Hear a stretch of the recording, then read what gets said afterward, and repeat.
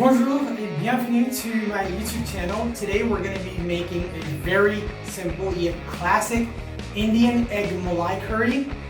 And without further ado, let's just dive into it.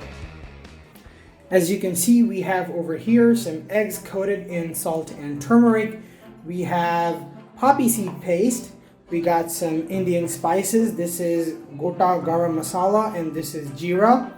We have coconut paste. We have onion, ginger, and garlic paste. We got oil, we got milk, we got salt, we got turmeric, we got some more spices, and sugar, of course.